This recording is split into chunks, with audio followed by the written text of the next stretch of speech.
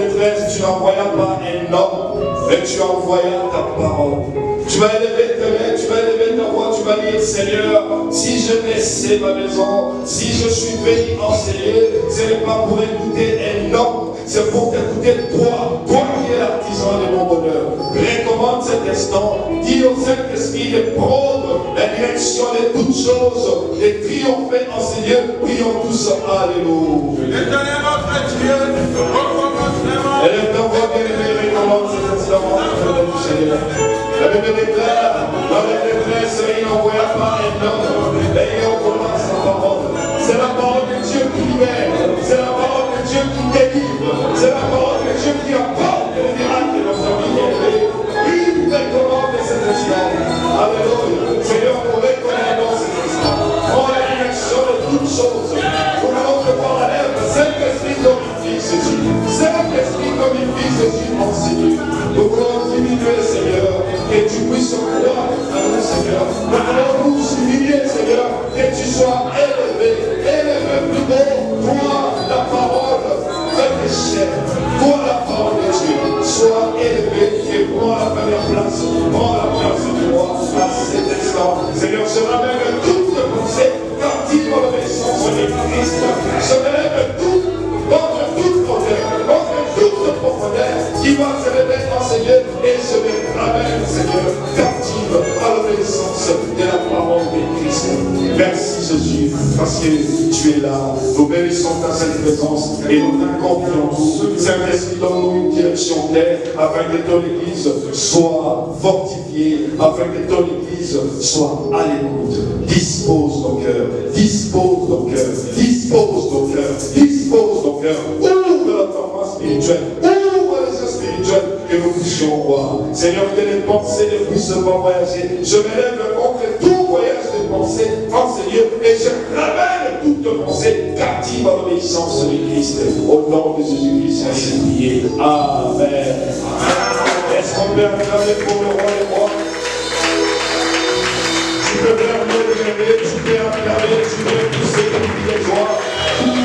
Tu peux acclamer, tu as raison d'acclamer, tu as raison d'acclamer, tu as raison d'acclamer. Il est le roi des rois, il est le Seigneur des seigneurs, il est la parole de notre Seigneur. C'est lui, Jésus-Christ, qui est venu réservé par le sien, il est venu réservé, et il est venu pour toi, il est venu pour moi, il est venu pour l'Église.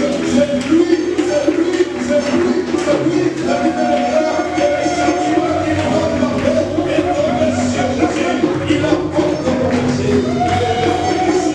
Alléluia. Merci beaucoup de la place. Au nom de notre Seigneur Jésus-Christ. Alléluia. Et moi, je suis heureux de vous retrouver encore une fois cet après-midi, ce dimanche. Et je te souhaite la bienvenue dans la maison de ton Père. Alléluia. Le dimanche passé, j'ai essayé de brosser un peu. J'ai expliqué, j'ai dit qu'est-ce que c'est, c'était la Pâque. La Pâque, cette fête Pessa. De l'hébreu, ça veut dire, pour nous remettre un peu l'eau dans la bouche, c'était le passage des enfants d'Israël qui ont traversé la mer Rouge vers le désert et puis aller dans le Canaan. Pessa, ça veut dire aussi le passage de l'esclavage à la liberté. Pessa, cette fête Pâques veut dire aussi que le Seigneur allait passer au-dessus de quoi? Au-dessus du sang de Jésus, du sang, pardon, de l'agneau. Bien évidemment, c'était la préfiguration du sang de Jésus qu'ils allaient mettre sur les linteaux et sur les poteaux de la porte. Alléluia. C'est, voyez-vous, c'était l'exode. L'exode ici des enfants d'Israël, ce n'était pas un exode spirituel, mais c'était un exode physique, parce qu'ils ont quitté l'Égypte pour aller servir leur Dieu dans un endroit donné. Alléluia. Ainsi donc, notre exode à nous n'est pas physique, mais notre exode est spirituel. La Bible déclare que Jésus-Christ nous a délivrés des ténèbres à sa lumière. Alléluia. Il nous a délivrés des ténèbres à sa lumière. Il nous a transportés. Il nous a transférés de au royaume du Fils de son amour. Alléluia. C'est que voyez-vous, la Pâque est quelque chose de très important. De la même façon que Israël a été libéré par Moïse. Moïse qui était le premier libérateur, c'était l'image de Jésus-Christ qui devait être le deuxième libérateur. Moïse, la Bible déclare, nous l'avons vu, on ne va pas lire, que le passage des enfants d'Israël dans la mer Rouge, c'était comme une forme de leur baptême. Alléluia. Amen. Si jamais il t'arrive des fois en partageant la parole de Dieu avec les autres, sache que Israël aussi a été baptisé. Il a été baptisé. Leur passage dans la mer Rouge constitue un baptême. Parce que la Bible dit, ils étaient conduits sous la nuée. La nuée représente le Saint-Esprit. Le baptême, ce n'était pas seulement un baptême d'eau, c'était aussi le baptême de feu. C'était l'image du baptême à venir, le baptême chrétien. Et le baptême chrétien ne s'arrête pas seulement dans l'eau, il faut aussi avoir le baptême du Saint-Esprit. Alléluia. Donc les chrétiens, nous sommes baptisés de deux baptêmes. Le baptême d'eau et le baptême du Saint-Esprit. Est-ce que quelqu'un peut me dire Amen? Amen. Et donc, nous allons lire notre texte de base, Exode chapitre 12. Nous allons expliquer verset après verset qu'est-ce que cela veut dire. Nous avons dit dimanche passé, Dieu avait entendu les cris des enfants d'Israël. Il s'est souvenu de son alliance qu'il avait faite avec Abraham, alliance dans laquelle il avait dit que des descendants iront en esclavage à l'Égypte pendant 400 ans, mais après, moi l'Éternel, je les délivrerai. Et donc Dieu, après 400 ans, il s'est souvenu de son alliance avec Abraham. Il est revenu pour délivrer Israël de main de Pharaon. Alléluia. Alors, il y a eu une succession de plaies qui s'abattaient sur l'Égypte. On ne va pas en parler, ce n'est pas notre enseignement. La 9e plaie se déroule au moment où il va dire à Moïse et à Aaron, il va lui dire, rassemblez les enfants d'Israël. Exode chapitre 12, nous allons lire ce qu'il a dit. Papa Moïse, après toi, j'ai beaucoup de portions d'écriture, on va partager. Moi, j'ai lu cette première partie. Institution de la Pâque. L'Éternel dit à Moïse et à Aaron, dans le pays d'Égypte, ce mois-ci sera pour vous les premières des mois. Il sera pour vous les premières des mois de l'année. Alléluia. Cela veut dire quoi? Cela veut dire que tout ce que les enfants d'Israël ont vécu jusque-là ne comptait pas. Il a dit, ce mois-ci sera pour vous le premier de l'année. Alléluia. Le premier de l'année, c'est comme aujourd'hui on est au mois d'avril, l'Éternel nous dit que ce mois-ci est pour nous le premier de l'année. Donc, janvier, février, mars ne va pas compter. Le mois qui va compter, qui est le premier de l'année, c'est le mois-ci. Et de la même façon, il a dit que ce mois-ci sera pour vous le premier mois de l'année. Cela représente quoi? Cela représente la nouvelle alliance. Alléluia. Amen. La nouvelle alliance, Jésus dit, ceci est mon sang. En prenant la coupe, il dit, ceci est mon sang qui est répandu pour beaucoup. C'est le sang qui est répandu, c'est le sang de la nouvelle alliance. Et voyez-vous, Dieu va commencer une nouvelle période avec Israël pour leur dire que c'est vrai qu'ils étaient en esclavage, c'est vrai qu'ils étaient asservis, c'est vrai qu'ils étaient torturés. Il y en a qui étaient même morts sous la torture parce que si tu vas en Égypte, je te souhaite de faire un voyage en Égypte, tu vas découvrir toutes les pyramides qu'il y a en Égypte aujourd'hui. Tu vois, les pyramides sont gigantesques et tout cela a été construit par les enfants d'Israël. Alléluia. Ça date de cette année-là, mais jusqu'à aujourd'hui, si tu vas en Égypte, tu vas être émerveillé par l'œuvre qu'ils ont fait de leur main. Alléluia. Et Dieu va leur signifier tout ce que vous avez enduré en Égypte, tout ce que vous avez vécu en Égypte, à partir de maintenant, que moi l'Éternel, je vous dis que ce mois-ci, en célébrant la Pâque, ça ne va pas être le troisième, le quatrième mois, mais ça sera pour vous le premier mois de l'année. Alléluia. Donc ça symbolise la nouvelle alliance. Ça peut symboliser aussi la nouvelle naissance. Cela veut dire quoi? Quand tu étais en Égypte, le monde, c'est l'Égypte, c'est le monde, c'est l'Égypte spirituelle, comme on dit. Donc, quand tu étais dans le monde, quand tu étais dans l'Égypte spirituelle, alléluia, avant que Jésus-Christ ne meure à la croix pour toi, tu étais sous esclave. La Bible déclare, tous ont péché et sont privés de la gloire de Dieu. Même si tu n'avais pas péché à ta naissance, tellement qu'il y a un homme qui avait désobéi à Dieu au commencement, cet homme, nous connaissons tous, c'était Adam. La Bible déclare, par Adam, le péché est entré. Alléluia. Par Adam, la mort aussi est entrée. Donc toi qui étais en Égypte avant ta conversion, avant de recevoir Jésus-Christ comme ton Seigneur et Sauveur, la Pâque, ici cette partie symbolise aussi la nouvelle naissance. Ça veut dire quoi? Dès l'instant où tu es né de nouveau, toutes les années que tu as passées avant de recevoir Jésus-Christ dans ta vie ne comptent pas devant Dieu. Alléluia.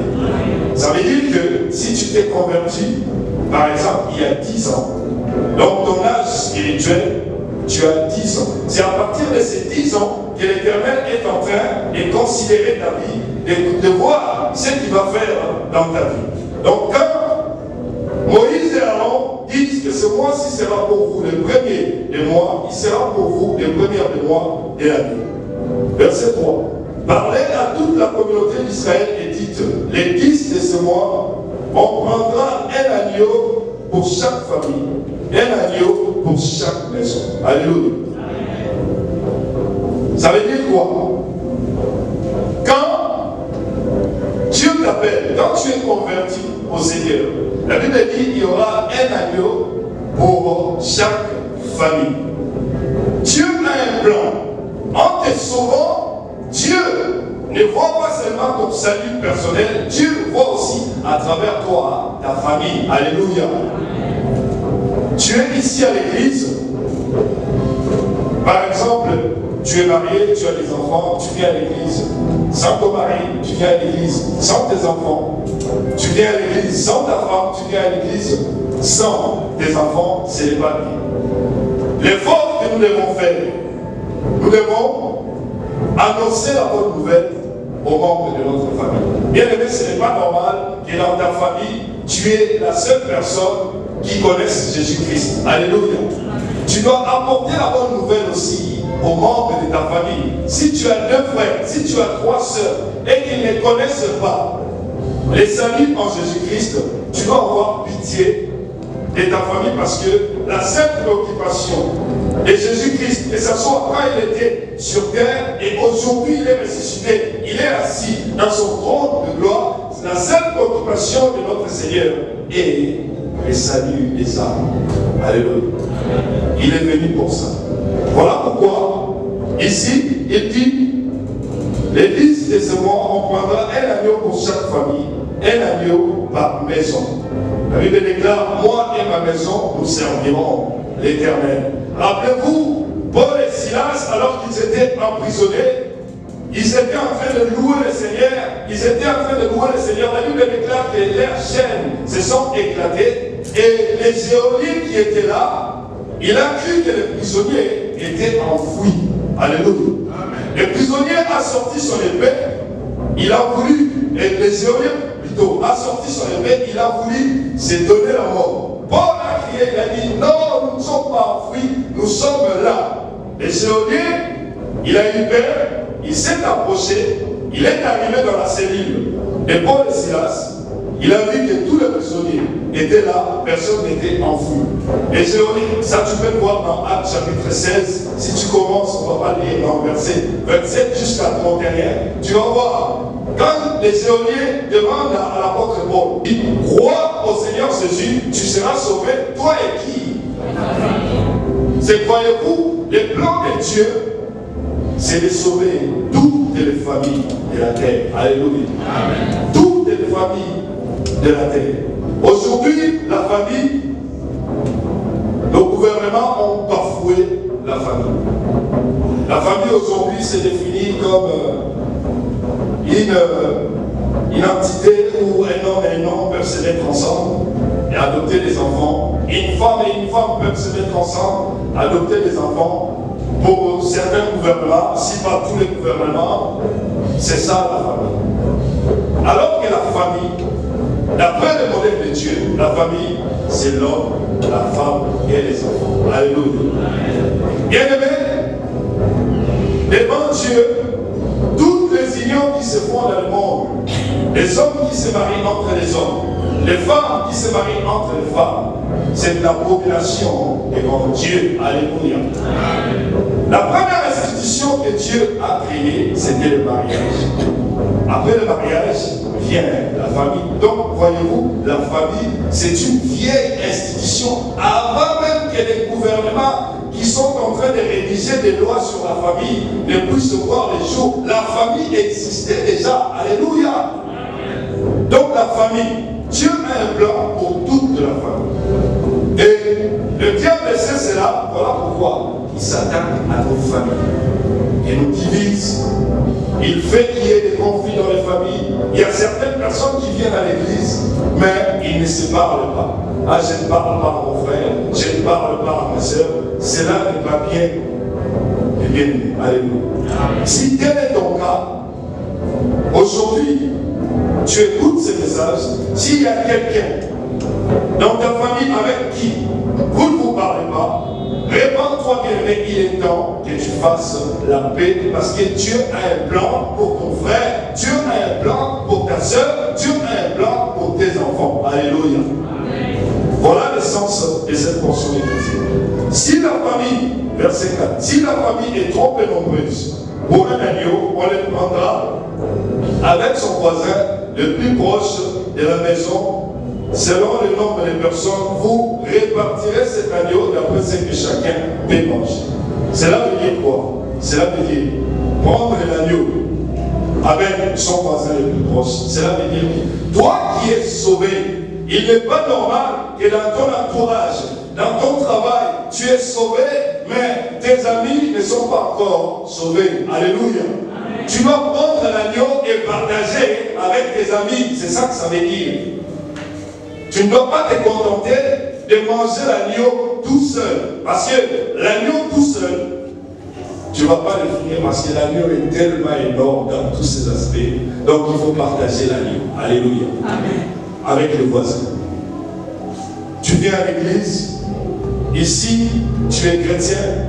Quand tu franchis cette porte, tu n'es pas chrétien. Tu vis une double vie. Cette portion vient te rappeler à l'ordre pour te dire que quand tu as mangé l'agneau, tu ne peux pas te comporter comme quelqu'un qui a une double vie. Tu dois ressentir les effets de l'agneau dans ta vie, c'est-à-dire vivre une nouvelle vie en Christ. Et en vivant une nouvelle vie en Christ, qu'est-ce que tu vas faire? Tu ne vas pas t'arrêter là, tu vas évangéliser, tu vas annoncer la bonne nouvelle. Alléluia.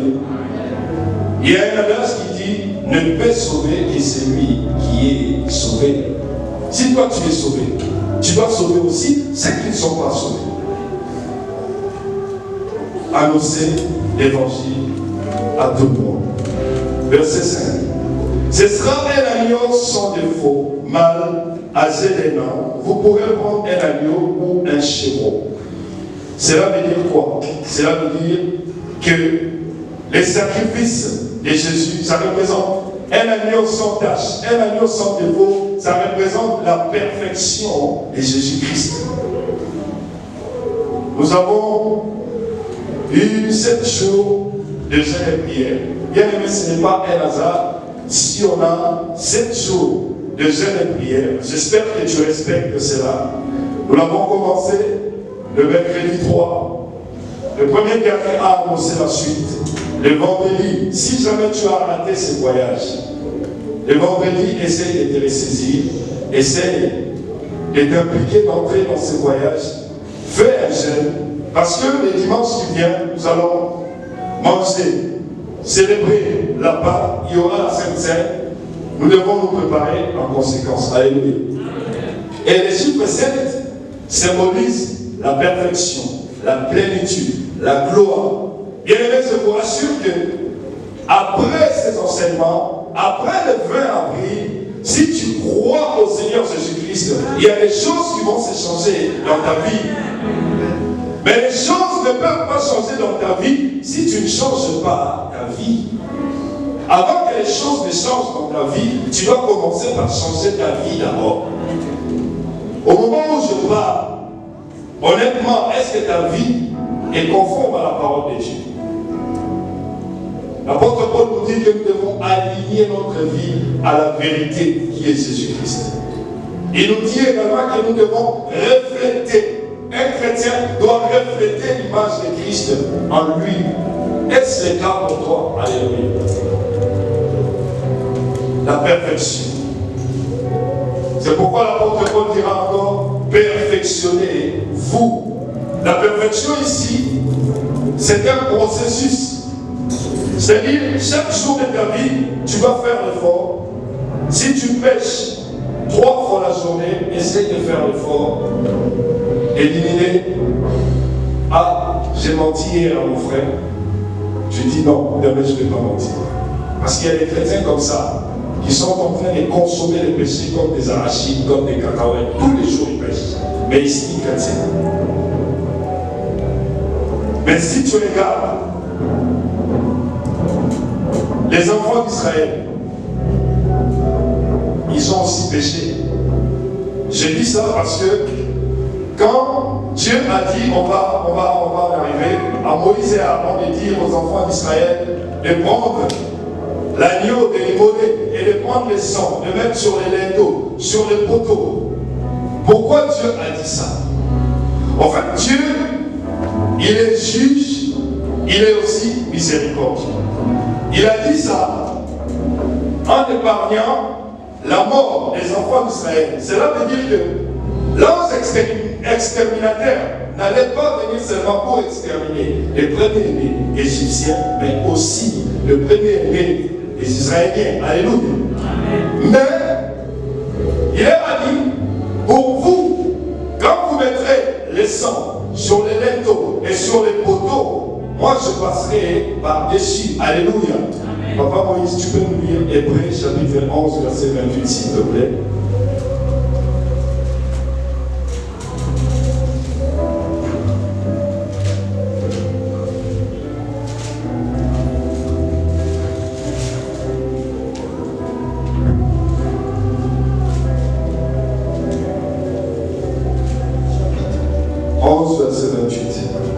Nous lisons dans Hébreux chapitre 11, verset 28. Les titres, les témoins de la foi.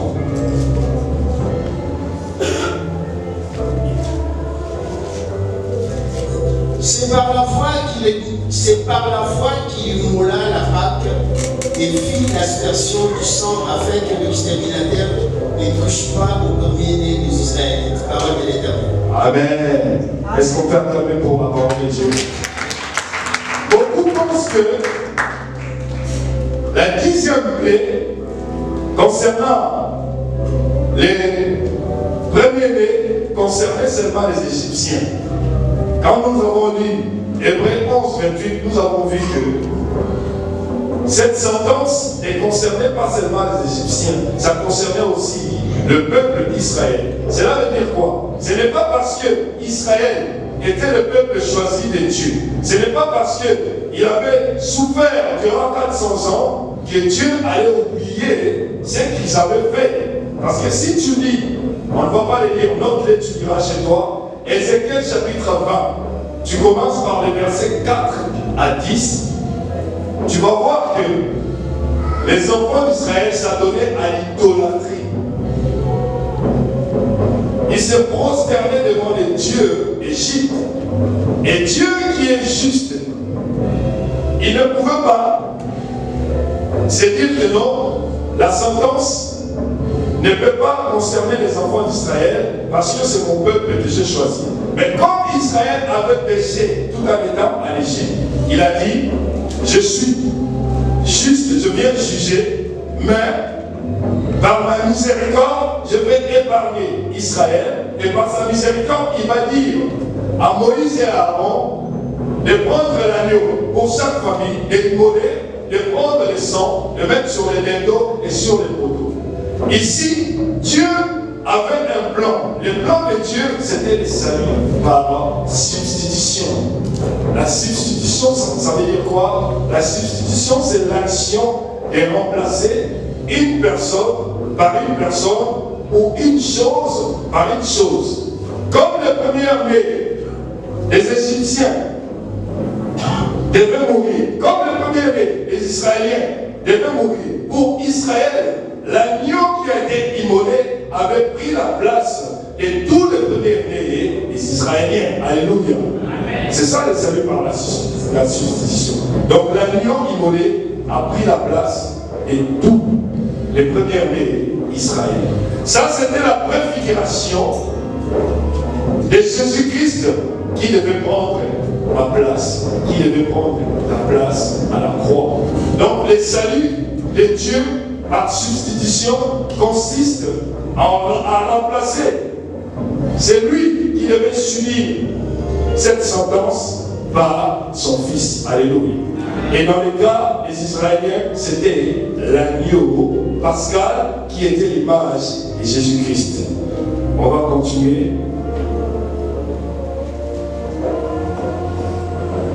On prendra de son sang et l'on mettra sur les deux poteaux et sur les linteaux de la porte. Et là, symbolise quoi? Le sang de Jésus sur la croix. Les poteaux et les linteaux ici, c'était l'image de la croix. Donc ici, le fait que les enfants d'Israël ont mis le sang sur les linteaux et sur les poteaux, cela a fait qu'ils puissent échapper à l'extermination de l'ange. Alléluia. Je vais attirer votre attention pour dire que ça n'a pas suffi seulement d'immoler l'agneau.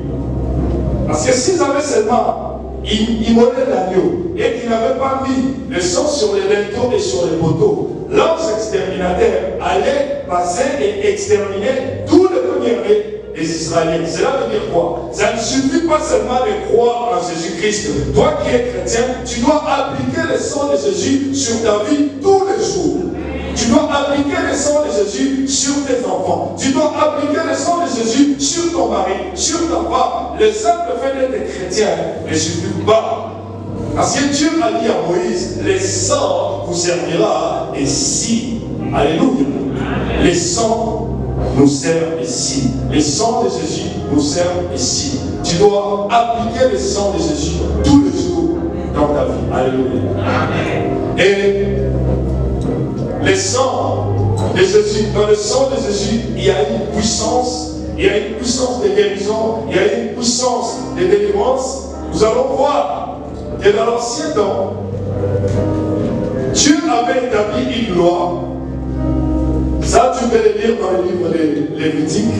Dieu avait établi une loi, il avait dit aux sacrificateurs, il avait demandé au peuple d'apporter un taureau ou un agneau aux sacrificateurs pour le pardon de leurs péchés.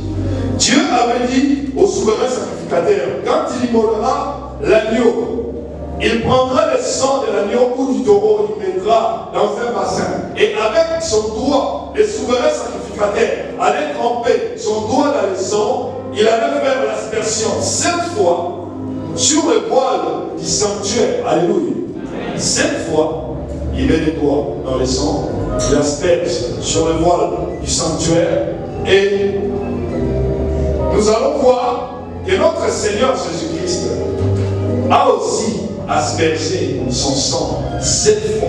Ça, ce n'est pas mon enseignement, on le verra peut-être plus tard. Si tu prends de Gethsémani jusqu'à la croix, Jésus avait versé son sang 7 fois aussi. Donc, c'était pour accomplir cette parole du sacrificateur qui a aspergé 7 fois les sangs sur le voile du sanctuaire. Mais Jésus va asperger, c'est-à-dire son sang serait coulé cette fois aussi. Si tu comptes à partir de Gethsémani jusqu'à la croix, son sang va couler cette fois. Alléluia. Amen. Voilà l'essence du sang de l'agneau. Donc, cette voyez-vous, les sangs a une puissance. Les sangs de Jésus a une puissance de guérison. Les sangs de Jésus a une puissance de délivrance. Si tu appliques le sang de Jésus dans ta vie, si tu appliques les sangs de Jésus sur la vie de tes enfants, même si les sorciers veulent atteindre à ta vie ou à la vie de tes enfants, en voyant le sang, les sorciers vont passer à côté. Alléluia. C'est très important. Nous continuons la lecture. Cette même nuit, on en mangera la chair, on la mangera rôtie au feu, avec le pain sans levain et des herbes amères. Cette même nuit, on en mangera la chair, on la mangera rôtie au feu, avec le pain sans levain et des herbes amères. Cela veut dire quoi? Rôtie au feu. Ici, ça représente aussi le sacrifice de Jésus-Christ. Son Père, à la différence des Israéliens, chacun a pris l'agneau dans son pâturage.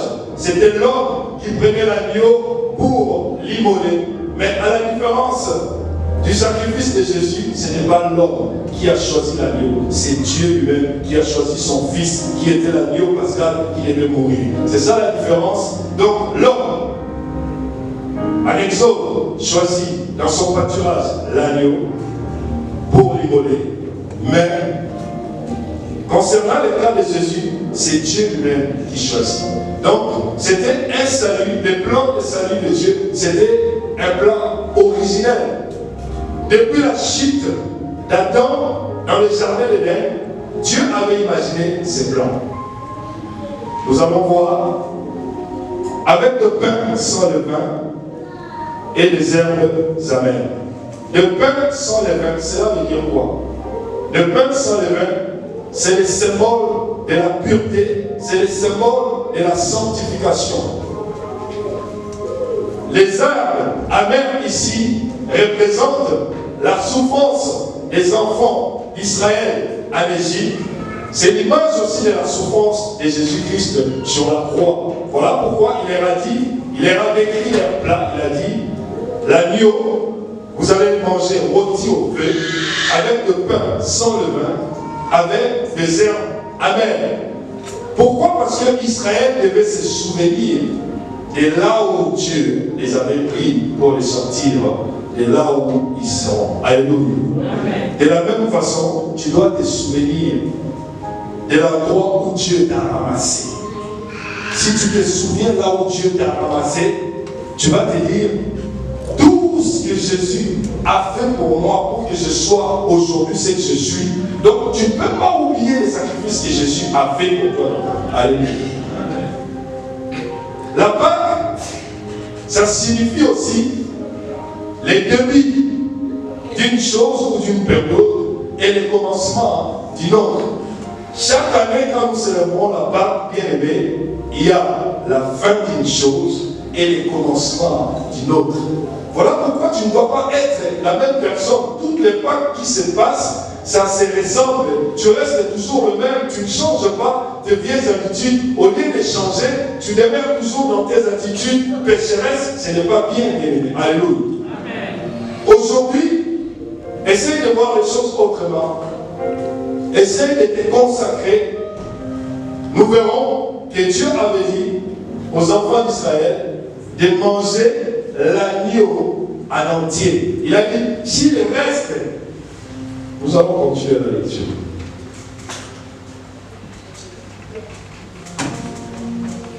Vous ne le mangerez pas à demi-cuit, ni bouilli dans l'eau, mais il sera rôti au feu, la tête avec les pattes et les entrailles. Vous n'en laisserez rien jusqu'au matin. Et s'il en reste quelque chose, le matin, vous le brûlerez au feu. Bien aimé, cela veut dire quoi? Tu dois prendre tout de l'agneau. Tu dois prendre tout de Jésus. L'agneau, c'est la parole de Dieu.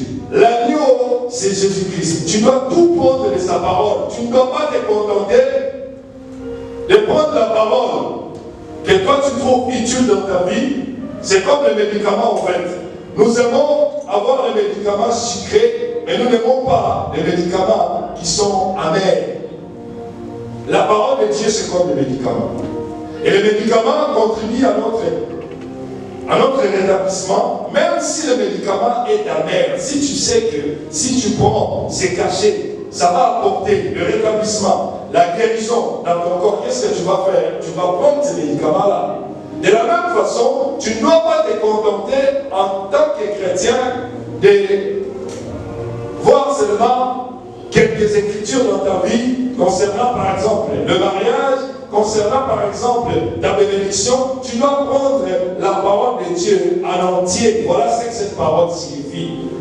Consommer l'agneau en entier. Alléluia. Amen. Aujourd'hui, c'est dans l'église qu'on trouve des couples qui vivent en concubinage. Tu n'es pas marié, tu vis avec un homme, tu vis avec une femme, vous faites des enfants, vous n'êtes pas marié. Bien aimé chez Dieu, cette union n'existe pas.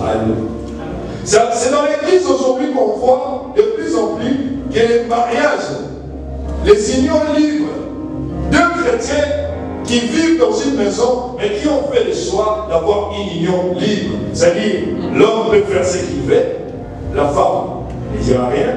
La femme aussi peut aller voir ailleurs, faire ce qu'elle veut, l'homme ne dira rien. C'est dans l'église aujourd'hui on vit. Alléluia. Bien aimé, laisse-moi te dire que l'union libre chez Dieu est caduque.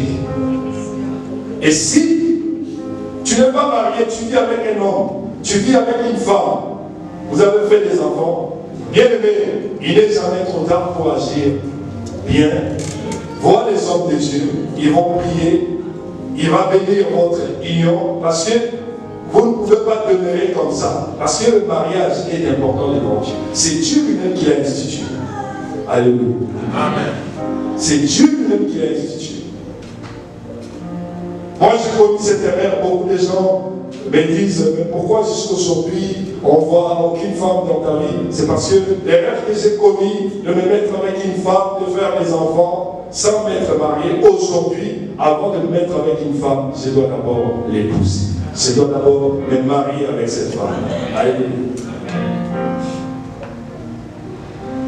Donc tu dois faire cet effort. La Bible dit,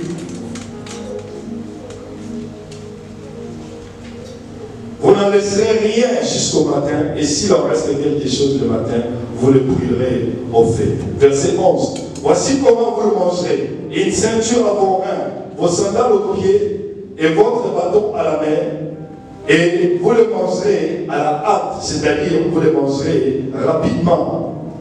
C'est la parole de l'Éternel. Qu'est-ce que cela veut dire?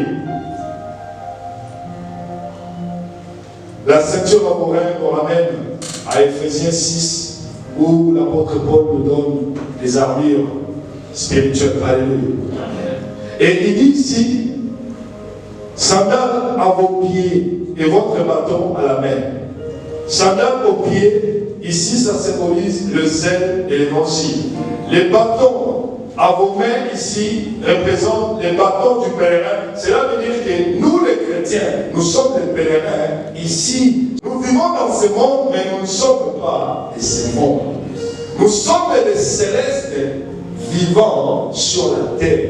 Donc, quand il dit vous le mangerez à la hâte, cela veut dire que nous devons être prêts à tout moment. Parce que Jésus-Christ peut revenir demain, après-demain. Cela veut dire que quand tu manges l'agneau, quand tu consommes la parole de Dieu tous les jours, tu dois te dire que ton Seigneur peut venir te chercher demain. Parce que ne nous volons pas la face. La destinée de l'Église, c'est l'enlèvement. Nous ne venons pas à l'Église pour le mariage, nous ne venons pas à l'Église pour les bénédictions, nous venons à l'Église pour être préparés afin qu'au jour de l'enlèvement, nous soyons enlevés avec lui. Il dit, vous le mangerez à la hâte. Donc, ça symbolise que nous, les chrétiens, nous devons être prêts à tout moment. La Bible dit, les jours de la venue du Seigneur sera comme les jours d'un voleur. On ne connaîtra ni l'heure, ni les jours. Alléluia. Nous devons nous préparer tous les jours de ta vie. Vis ta vie en te disant que peut-être demain, si la mort m'attrape, si je meurs aujourd'hui, il faut que je sois prêt. L'équation que tu dois résoudre dans ta tête, c'est celle-là. Nous ne venons pas à l'église pour les bénédictions. Nous ne venons pas à l'église pour quoi que ce soit. Nous venons d'abord pour être préparés. Alléluia. Tout le reste vient après. Voilà pourquoi Jésus dit, recherchez premièrement la justice et le royaume de Dieu. Le reste vous sera donné de surcroît. Le reste, c'est comme des bonus. Quand tu sers ton Dieu, quand tu cherches la face de l'Éternel, ne les sers pas pour un intérêt quelconque. Alléluia.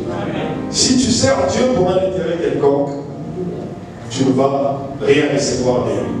Voilà pourquoi il y a des chrétiens, on dit que Jésus-Christ est le même hier, aujourd'hui et éternellement. Il y a des chrétiens depuis qu'il s'est converti, depuis qu'on l'a connu, il est toujours le même, hier, aujourd'hui et éternellement dans le mauvais sens. Il ne change pas.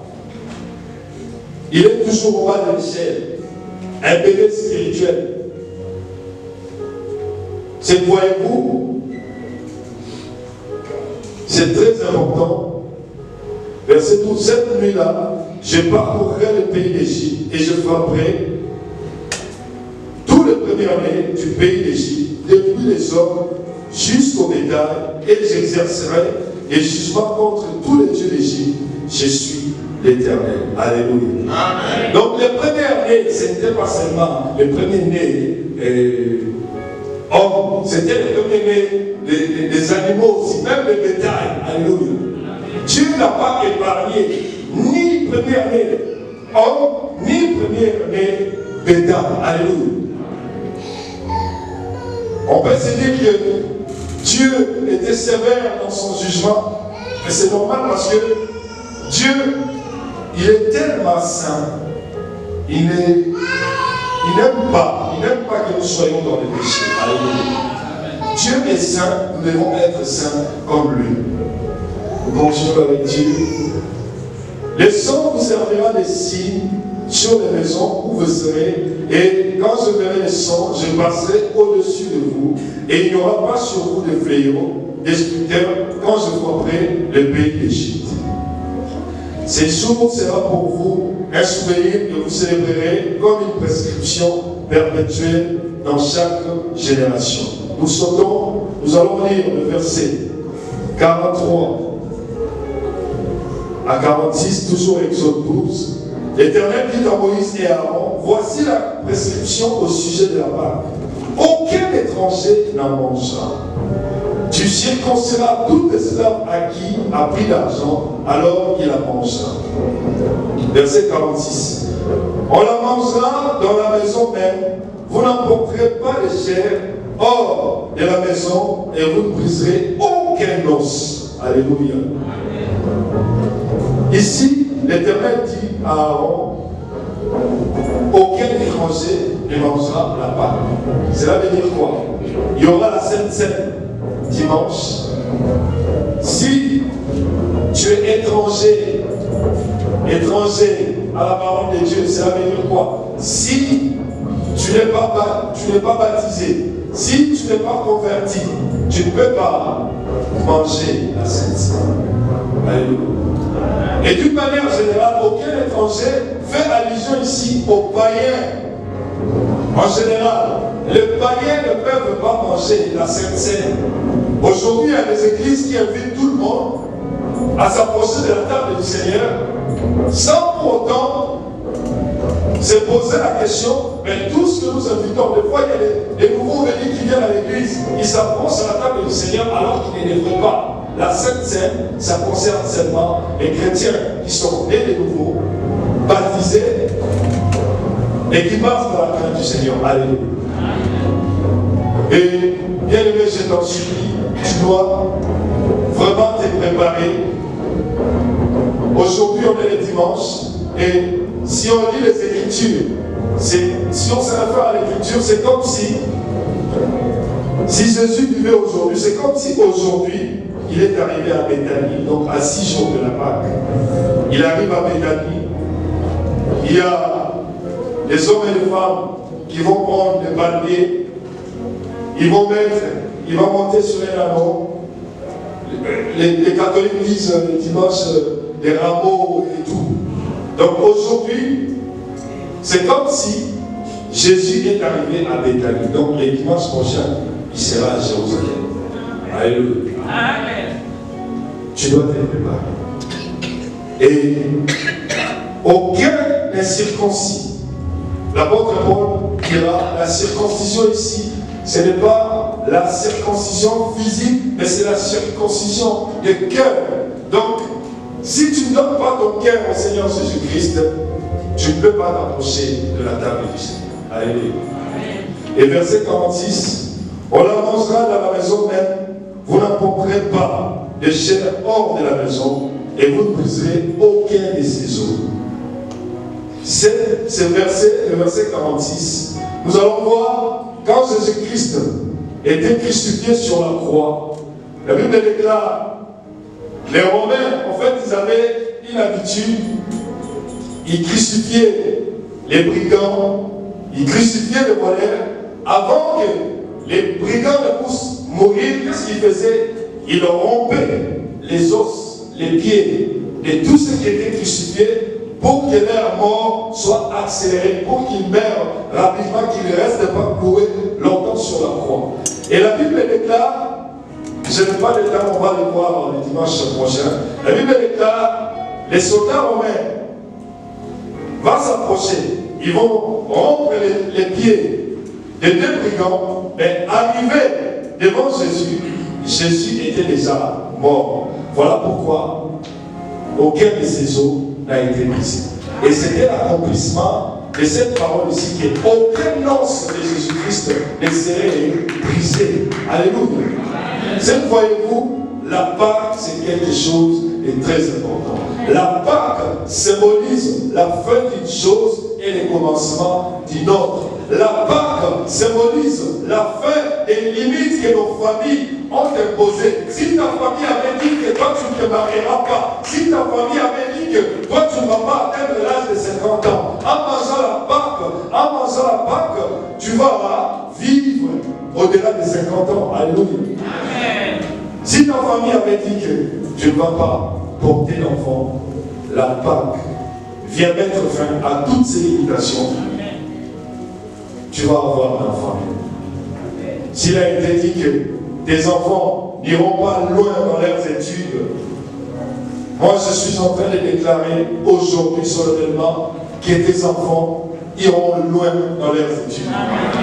Tes enfants iront loin dans leurs études. Tout simplement parce que tu as fait le choix d'être en Jésus-Christ. Alléluia. C'est très important. Et pour vivre tous ces avantages, il ne suffit pas d'être dans l'église ou dans une dénomination, mais il faut être en Christ. Alléluia. Voilà pourquoi, si tu entends cette parole et que tu n'as pas encore donné ta vie à Jésus-Christ, si tu n'es pas encore baptisé, l'évangéliste Cyprien est là, tu peux le voir après les cultes, tu donnes ton nom pour le baptême, tu donnes ton nom, les hommes de Dieu sont là, ils vont t'aider, ils vont t'amener vers le baptême parce que c'est très important. Comme je le disais tout à l'heure, Dieu a un salut pour toutes les familles. Dieu a un salut pour que l'univers tout entier puisse les connaître dans leur vie, pour qu'ils puissent célébrer l'agneau. Célébrer l'agneau, cela veut dire quoi? Célébrer Christ. Voilà pourquoi l'apôtre Paul a dit, Jésus-Christ, notre Pâque a été immolé. Et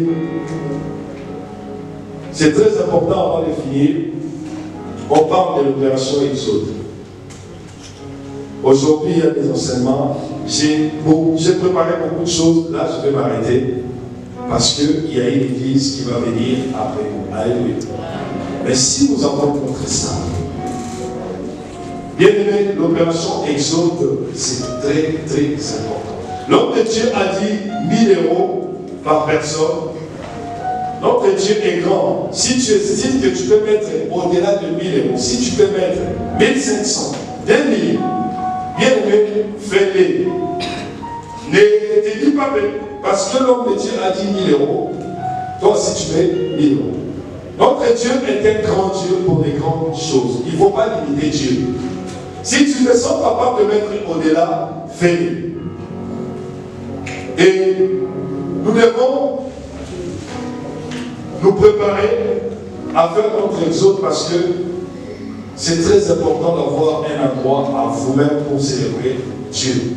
Si nous avons notre endroit, ça va faire que le jeûne et prière de 7 jours, au lieu que chacun reste chez lui, on vient à l'église, c'est lui qui va travailler, il part travailler, on reste à l'église, jeûne et prière de 7 jours. Et regardez ce qui se passe. Vendredi, alors que c'était le 6e jour de notre jeûne et prière, vous tous qui avez jeûné, vous n'êtes pas venus à la veille de prière.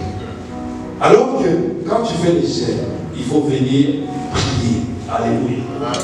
Moi j'étais étonné de voir qu'il y avait, on n'était pas nombreux, on était là, mais je ne sais pas ton jeûne, tu l'as peut-être ouvert chez toi, mais des fois peut-être tu fais une grève de faim sans les réaliser, tu penses que tu fais le jeûne. Parce que le jeûne, ce n'est pas une grève de faim. Une grève de faim, c'est-à-dire que tu te prives de manger. Mais le jeûne, c'est-à-dire que tu te prives de manger, tu montres ta soif que tu as pour Dieu. Alléluia. Tu pries, tu apprends la parole de Dieu. C'est ça le jeûne. Et j'espère que le vendredi prochain, le premier diacre a dit, il faut jeûner. Bien me respecte ça. Si au départ tu n'étais pas avec nous dans ce voyage, respecte ça. Si tu veux vivre la paix de l'Éternel dans ta vie, le vendredi passé, la nouvelle départ vaut mieux la fin d'une chose que son commencement. Même si tu n'as pas gêné avec nous au départ, le vendredi prochain, essaye de te mettre à l'ordre des batailles. Gêner, ça sera bien et Dieu bénisse ta parole.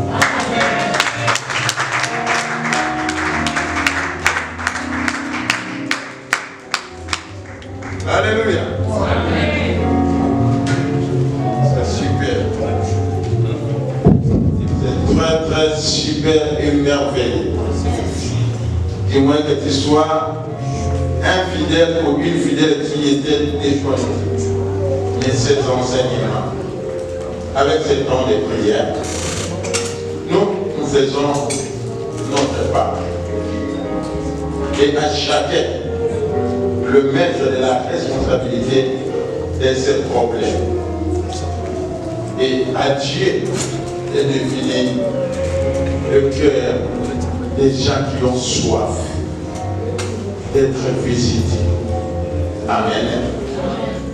Zamba Bakoloni. Adobé Bébi. Je crois prochainement on ne prendra jamais la Pâque à la légère. Ça a un but, ça a des significations. C'est pour notre salut. Il a énuméré beaucoup de points.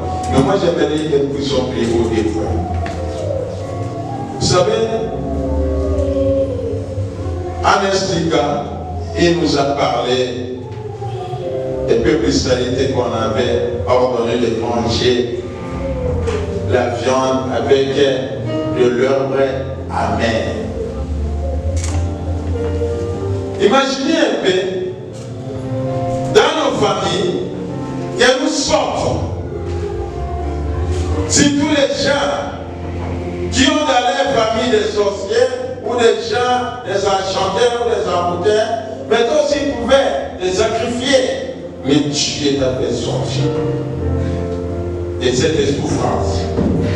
Ta vie pouvait même être bloquée. Il y a même des personnes, pour arriver en Europe, on les combat. Ils ont combattu pour arriver juste en Europe. Mais leurs avenues sont bloquées. Est-ce que tu peux te souvenir de tous ces combats que Dieu a combattu et qu'il t'a donné la victoire? Deuxième point j'aimerais que nous puissions prier faute du temps. C'est pourquoi c'est important d'avoir la salle. Il nous a parlé, la Pâque, c'est la fin des pouvoirs de l'ennemi sur notre vie. Ça peut dire qu'il y a des choses qui ont été dites, qui ont été faites peut-être avant que tu naisses. Comme je parle de l'état bandit. Mais ta vie, ta destinée a été déjà scellée par les pactes qui ont été faits. Mais gloire à Dieu, parce que tu l'as reçu, tu l'as accepté, et ce Dieu-là va mettre fin à toutes choses qui te bloquaient et qui étaient de négativité dans ta vie. Mettons-nous debout, j'aimerais que nous puissions prier. C'est un enseignement très riche,